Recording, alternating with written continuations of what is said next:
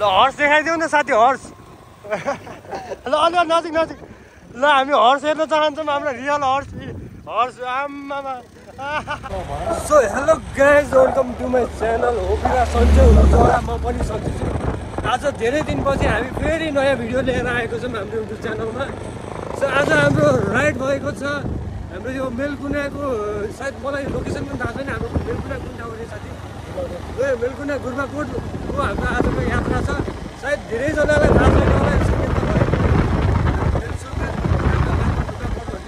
Location जहाँ हामी आज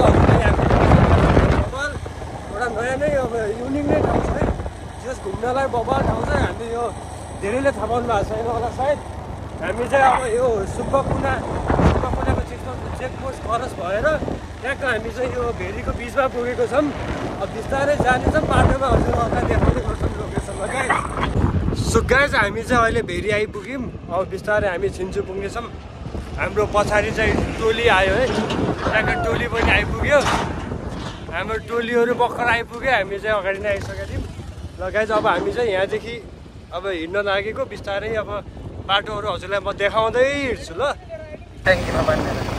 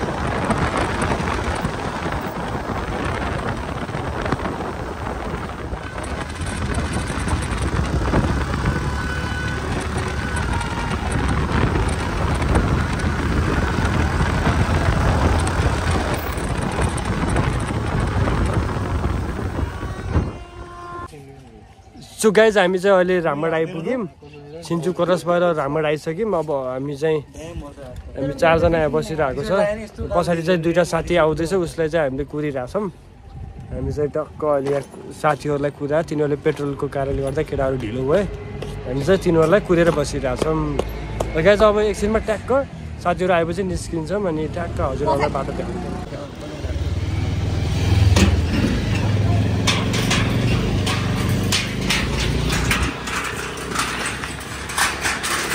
गाइस देख्न सक्यो ए रमाइलो तिनीहरू अड्किदिहान ए रमाइलो रमाइलो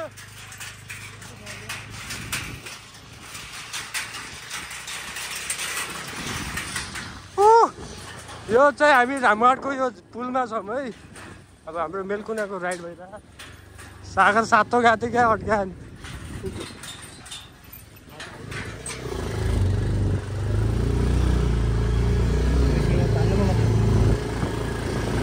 जान्छ सागरकोले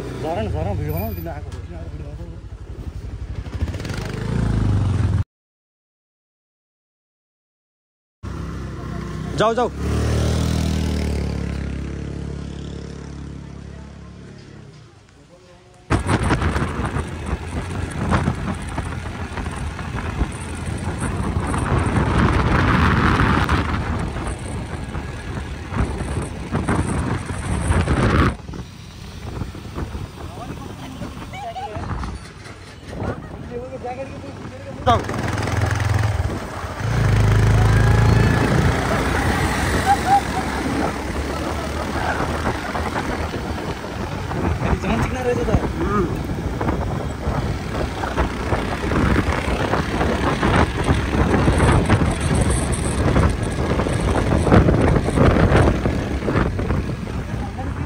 हर्स देखाइदिउँ न साथी, हर्स। ल अलि नजिक नजिक। ल हामी हर्स हेर्न चाहन्छौँ, हाम्रो रियल हर्स। हर्स आम्मामा। ल ल ल गाइस, ल ल देखाइस हर्स। सो गाइस हामी चाहिँ अहिले यो रामबाड हुँदै यो लेकबेसी भन्ने ठाउँबाट हुँदै हामी मेलकुना जाँदैछौँ। यहाँको बाटो चाहिँ यस्तो दामी बनाएर चाहिँ यहाँको बाटो प्लिज हेर्न सक्नुहुन्छ। मलाई चाहिँ यहाँको बाटोले चाहिँ मन छ है गाइस। अब हामी चाहिँ बिस्तारै मेलकुना पुग्नेछौँ। हामी यहाँ चाहिँ यो रामबाड हुँदै लेकबेसीको मिल डाँडा भन्ने बाटोबाट हुँदै हामी चाहिँ अहिले मेलकुना जाँदैछौँ। जस भेटाउमा गाइस हामी चाहिँ बाटोमै छौँ। सो गाइस हामी चाहिँ फाइनली मेलकुना पुग्यौँ। अहिले त्यहाँको मेलकुनाको हामी ब्रिजमा आइपुग्यौँ। यहाँ हामी चाहिँ त्यहाँको मेलकुनाको यो ब्रिजको सिन देख्न सक्नुहुन्छ। तल त्यहाँको पऱ्यो भेरी त भन्छ, त्यहाँको भेरी उता झुक्रेले पुल, त्यहाँको हाम्रो पछाडि केटाहरू गाइजहरू, हाम्रो यता मेलकुना बजार जस रमाइलो छ। पिकनिक स्पोट हाम्रो हामी चाहिँ जस फाइनली मेलकुना पुग्यौँ है गाइस। बिस्तारै अब हाम्रो डेस्टिनेसन नजिक नजिक छ, बिस्तारै ठाउँमा पुग्नेछ तप्पल। सो गाइस हामी चाहिँ अहिले यो बोटेचोर भन्ने ठाउँदेखि पुगेर अब चाहिँ कोटा भन्ने ठाउँमा जाँदैछौँ। हामीलाई एक्ज्याक्ट लोकेसन त थाहा भएन, तर हामी चाहिँ यसो खोज्दै गइरहेछौँ। जस रमाइलो भइरह। हामीलाई लोकेसन एक्ज्याक्ट त थाहा छैन, त्यही पनि खोज्दै जानुको रमाइलो छुट्टै छ। कति रोड आम्मामा छुट्टै भाइब आइरह हो कति रोडमा, रमाइलो भइरह। बिस्तारै भेटौँ न। आम्मामा धुलो चाहिँ नराम्रैसँग खाइयो गाइस। गाइस हामी जान लाग्यो त्यहाँ टुप्पामा मन्दिर छ नि, हल्का सेतो मन्दिर देखिया छ नि गाइस। त्यही जान लाग्यो माथि सेतो हल्का हल्का देखिया नि, क्यामेराले गर्दा हल्लियो। त्यही जान लाग्यो। आम्मामा यति टाढा छ यार। बिस्तारै हिँडिरहेछौँ हामी। जस गन्तव्यमा लागिरहौँ। जान लागेको छ त्यही हो माथि त्यहाँ टपमा मन्दिर छ नि त्यही। गाइस यो लोकेसन नभेट्टेला जस्तो चाहिँ हामी कहाँ आयौँ आम्मामा यो धुलो खाएर है गाइस। यहाँदेखि देख्न सक्नुहुन्छ हाम्रो मेलकुनाको भ्यू यस्तो बवाल छ। आगो त्यो आगो लागि भएर चाहिँ आगो लागेर भएर चाहिँ अलि पुरा ढुसिला जस्तो भ्यू छ आज। भ्यू आएको छ तर यहाँ रमाइलो। यहाँसम्म आएर थाक पनि लागिरहेको, रमाइलो पनि भइरहेछ। हामी लोकेसनमा चाहिँ पुग्न गाह्रो भयो, तर आएर चाहिँ छुट्टै रमाइलो भयो। के लोकेसन खोजेर आएको अब के भयो यहाँ ठाउँै भेटाइयो नि। कहिलेकाहीँ यस्तो हुन्छ कहिलेकाहीँ।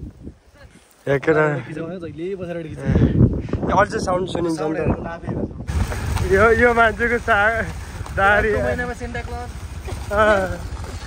दामी भयो। मेरो पनि यस्तै भयो भने त मैले मुख धोएको थिएँ नि त। भाइ चाहिँ लाउने हो त। हाम्रो चाहिँ यता राम्रो म्यामहरू मुख लुकाएर जानुभयो। मुख लुकाउनु त नपर्ने थियो, त्यस्तो डरलाग्दो त थिएन म है। अब त्यस्तो डरलाग्दो त थिएन म। मुख चाहिँ लुकाउनु नपर्ने हो, ठिकै छ। त्यस्तो ह्यान्डसम भएर कामै छैन। ठिकै छ गाइस, अब बिस्तारै भेटौँ ल। अब मुख लुकाएर गइहाल्यो जाने नि गाइस। यहाँ चाहिँ यसरी गाडीमा चाहिँ यसरी मान्छेहरूले लिएर आउँछ है। मान्छे भरेको यस्तरी मान्छे भरेर आउँछ यहाँको चाहिँ। गाडी यो चाहिँ अलि नराम्रो है, अलिक एक्सिडेन्ट हुन्छ के हुन्छ। ढुङ्गाएर मान्छे ढुङ्गाएर त्यो ओभर त्यो सिटभन्दा पनि धेरै मान्छे बाहिर ढुङ्गाएर चाहिँ हाल्नु नराम्रो हो। त्यो चाहिँ गर्नु भएन है। यदि कोही ड्राइभर अथवा कोही समितिको मान्छे यदि हेरिरहनु भएको छ भने चाहिँ यस्तो काम चाहिँ गर्नु नपर्छ होला। अब गर्न चाहिँ सक्छ। बाटो पनि राम्रो छैन, यस्तो डरलाग्दो बाटो खासै मान्छे नराम्रो भइहाल्छ नि त गाइस। ल यतिको राइडमा गएर यतिको चाहिँ हुनु पऱ्यो है। आमालाई कस्तो बबाल देखाएको छ। आजकै कलर आने जस्तो देख्यो यार। ओए ल फेरि कस्तो अरे पोज। शाहरुख खान के अरे अक्षय कुमार ल बबाल आज राइडमा जोस्। मैले त मुख धोइसकेँ, नत्र मेरो पनि देखाइदिन्थेँ अहिले। दामी सो गाइस हामी चाहिँ फर्किसक्यौँ हामी चाहिँ यो ठाउँको नाम के अरे बोटेश्वर आइपुग्यौँ माथि पुगेर फर्केर बोटेश्वर आइपुग्यौँ हामीले लोकेसन त भेटाउन सकेनौँ तर चाहिँ मेमोरी चाहिँ भयो है हाम्रो राइड चाहिँ एउटा बबाल मेमोरी भयो हाम्रो गाइजहरू अगाडि छन् सबै त्यस एउटा चाहिँ बबाल मेमोरी भयो सो गाइज अब एक पुरै भ्यालीमा पुगेर हामी भेट्नेछौँ अब थाक लागेर अब भिडियो बनाउने हालत छैन एक पुरै भ्यालीमा पुग्नेछौँ है हामी त सो गाइज हामी चाहिँ अहिले राइड सकेर घर पनि आइसक्यौँ हाम्रो चाहिँ जे डेस्टिनेसन खोज्दै गएको थियौँ त्यो चाहिँ भेटिएन त्यही पनि हामीले चाहिँ जस रमाइलो गरियो अनि त्यहाँ घुमाइयो सिन चाहिँ त्यो मेलकुनाको सिन चाहिँ बबाल आउँदो रहेछ रमाइलो भयो जस हाम्रो आजको यात्रा अनि अहिले चाहिँ म घर आइसकेँ अब नेक्स्ट भ्लगमा भेट्नुपर्छ माया गरिदिएकोमा धन्यवाद है गाइज अब हामी चाहिँ नेक्स्ट भ्लगमा भेट्नेछौँ ल बाई